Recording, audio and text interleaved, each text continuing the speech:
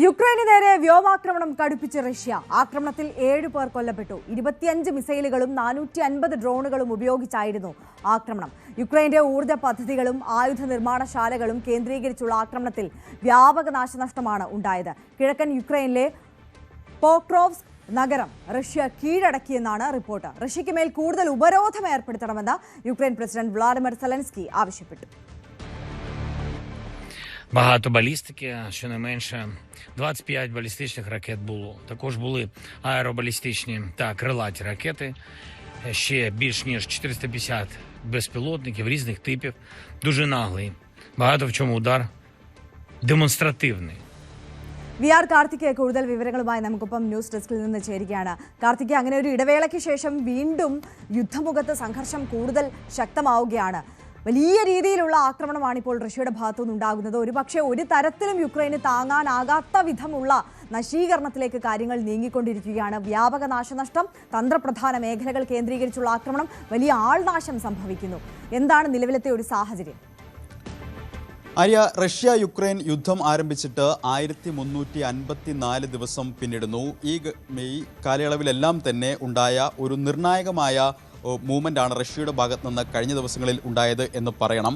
കാരണം യുക്രൈൻ്റെ തന്ത്രപ്രധാന മേഖലകൾ എല്ലാം ഒറ്റ രാത്രി കൊണ്ട് കനത്ത ആക്രമണം അവിടങ്ങളിൽ വലിയ നാശനഷ്ടവും ഉണ്ടാക്കാൻ റഷ്യയ്ക്ക് കഴിഞ്ഞിരിക്കുന്നു. ഏതാണ്ട് 450 ഡ്രോണുകളും 45 മിസൈലുകളും റഷ്യ യുക്രൈന് നേരെ തൊടുത്തു എന്നാണ് പുറത്തുവരുന്ന റിപ്പോർട്ടുകൾ.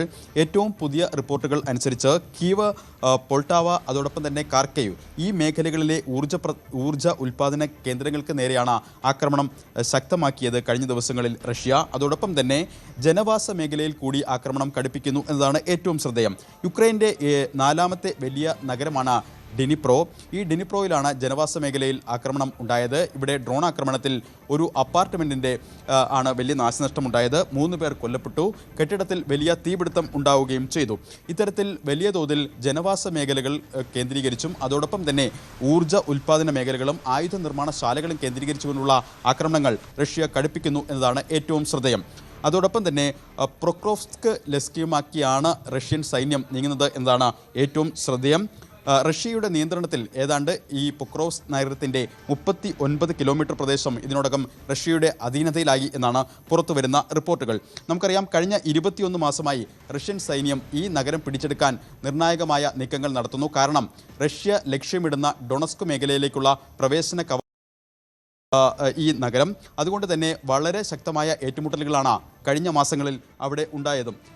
ഈ മേഖലകളിലാണ് ഇപ്പോൾ റഷ്യ വലിയ മുന്നേറ്റം നടത്തിയിരിക്കുന്നത് എന്നതാണ് ഏറ്റവും ശ്രദ്ധേയം. ഇത്രയും കാലം ഡൊണസ്ക് മേഖലയിലേക്കുള്ള പ്രൊവോസ്കിൽ റഷ്യയ്ക്ക് നിർണായക സ്വാധീനം ചെലുത്താൻ കഴിഞ്ഞിരുന്നില്ല, അവിടെ കീഴടക്കാൻ കഴിഞ്ഞിരുന്നില്ല.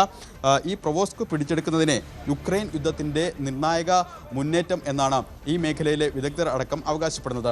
3 കാര്യങ്ങളുണ്ട്. ഒന്ന്, അതിശൈത്യത്തിന് മുൻപ് യുക്രൈന് മേൽ റഷ്യ യുദ്ധം കടുപ്പിക്കുന്നു. അതോടൊപ്പം തന്നെ 10 നാറ്റോ രാജ്യങ്ങളുടെ സംയുക്ത സൈനികാഭ്യാസം കഴിഞ്ഞ ദിവസം നടന്നിരുന്നു.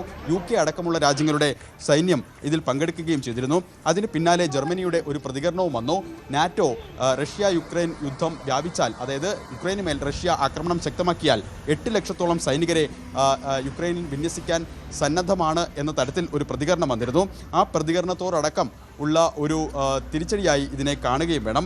മാത്രമല്ല, നവംബർ ആദ്യവാരം അമേരിക്കയിൽ നിന്ന് കൂടുതൽ ആയുധങ്ങൾ യുക്രൈന് ലഭിച്ചതായി സ്ഥിരീകരിച്ചിരുന്നു. റഷ്യൻ പ്രസിഡന്റ് ഇത് സംബന്ധിച്ച ഒരു വിമർശനം നടത്തി. അതിന് പിന്നാലെ സെലൻസ്കി ഇത്തരത്തിൽ അമേരിക്കയിൽ നിന്ന് മിസൈലുകൾ അടക്കം ലഭിച്ചതായി സമൂഹ മാധ്യമങ്ങളിലൂടെ സ്ഥിരീകരിക്കുകയും ചെയ്തിരുന്നു.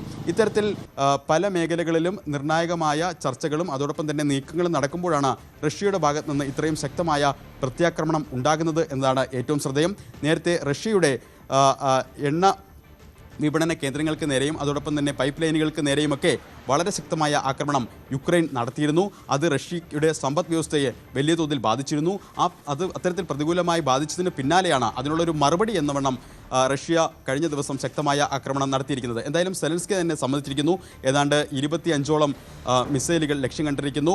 അതോടൊപ്പം തന്നെ 200-ലധികം ഡ്രോണുകൾ ഇത്തരത്തിൽ ആക്രമണത്തിൽ വലിയ നാശനഷ്ടം, ഡ്രോണുകളുടെ ആക്രമണത്തിൽ വലിയ നാശനഷ്ടം പല മേഖലയിലും ഉണ്ടായിരിക്കുന്നു. പ്രത്യേകിച്ച് കീവ്, പോൾട്ടോവ, കാർക്കേവ് അടക്കമുള്ള മേഖലകളിൽ. അതോടൊപ്പം തന്നെ പൊക്രോവ്സ്ക് നഗരം ഇനി റഷ്യ പിടിച്ചാൽ അത് റഷ്യ യുക്രൈൻ യുദ്ധത്തിലെ തന്ത്രപ്രധാനമായ മുന്നേറ്റങ്ങൾക്ക് വഴിവെക്കും. അത് ഈ യുദ്ധത്തിലെ തന്നെ ഒരു നിർണായക നീക്കമായി കണക്കാക്കുകയും വേണം. ആര്യ, കാർത്തിക്, നമുക്കറിയാം ഈ വിഷയത്തിൽ സമാധാനം പുലരാനുള്ള മധ്യസ്ഥത വഹിക്കുന്നത് അമേരിക്കയാണ്, ട്രംപാണ് എന്നുള്ളത്. യുക്രൈന്റെ പിൻബലവും ട്രംപാണ്. ഇപ്പോൾ അതുമായി ബന്ധപ്പെട്ട സൂചനകളും അല്ലെങ്കിൽ വിശദാംശങ്ങളും എല്ലാം കാർത്തിക് തന്നെ വിശദീകരിക്കുകയും ചെയ്തു.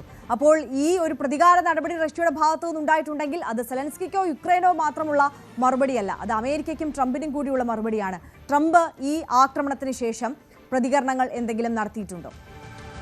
പ്രതികരണങ്ങൾ ഇതുവരെ വന്നിട്ടില്ല. സ്വാഭാവികമായും അമേരിക്കയുടെ ഭാഗത്ത് നിന്ന് ശക്തമായ ഭാഷയിൽ റഷ്യക്കെതിരെ ഒരു പ്രതികരണം പ്രതീക്ഷിക്കുന്നു. കാരണം അമേരിക്കയും ഈ ആണവ പരീക്ഷണങ്ങളുമായി ബന്ധപ്പെട്ട മൊറട്ടോറിയത്തിൻ്റെ കാര്യത്തിൽ അമേരിക്കയും റഷ്യയും തമ്മിൽ ഒരു ശീതയുദ്ധത്തിന് സമാനമായ അതല്ലെങ്കിൽ അത്തരത്തിൽ ലോകരാജ്യങ്ങൾ അതിനെ വിലയിരുത്തുന്നു എന്നതാണ് ഏറ്റവും ശ്രദ്ധേയം. അവർ തമ്മിലുള്ള ഭിന്നത രൂക്ഷമാകുന്ന ഒരു പശ്ചാത്തലം കൂടിയുണ്ട്. അതിനിടെയാണ് ഇത്തരത്തിലൊരു ആക്രമണം റഷ്യ ഒരു പടി കൂടി കടുപ്പിക്കുന്നത്. മാത്രമല്ല, സെലൻസ്കിയുടെ പ്രതികരണത്തിലും വ്യക്തമാകുന്നത് യൂറോപ്പ്, അതോടൊപ്പം തന്നെ G20, US അടക്കമുള്ള രാജ്യങ്ങൾ റഷ്യയ്ക്ക് മേലുള്ള ഉപരോധം കടുപ്പിക്കണമെന്ന ഒരു ആവശ്യമാണ് യുക്രൈൻ പ്രസിഡന്റ് സെലൻസ്കി മുന്നോട്ട് വയ്ക്കുന്നത്. സ്വാഭാവികമായും ആ പ്രതികരണത്തിൽ നിന്ന് അമേരിക്കയുടെ ഭാഗത്ത് നിന്ന് എന്ത് മറുപടി ഉണ്ടാകും എന്നതാണ് വരും മണിക്കൂറുകളിൽ ഉറ്റുനോക്കുന്നത്. എന്തായാലും റഷ്യയ്ക്ക് മേൽ ഉപരോധം കടുപ്പിക്കണമെന്ന സെലൻസ്കിയുടെ ആവശ്യം എത്രത്തോളം അംഗീകരിക്കപ്പെടും, അത് ഏത് തരത്തിലായിരിക്കുമെന്നൊക്കെ വരും ദിവസങ്ങളിലാണ് വ്യക്തമാകേണ്ടത്. ആര്യ, യെസ്, തീർച്ചയായും. VR കാർത്തിക്കാണ് സമഗ്രമായ വിവരങ്ങളുമായി നമുക്കൊപ്പം ചേർന്നത്.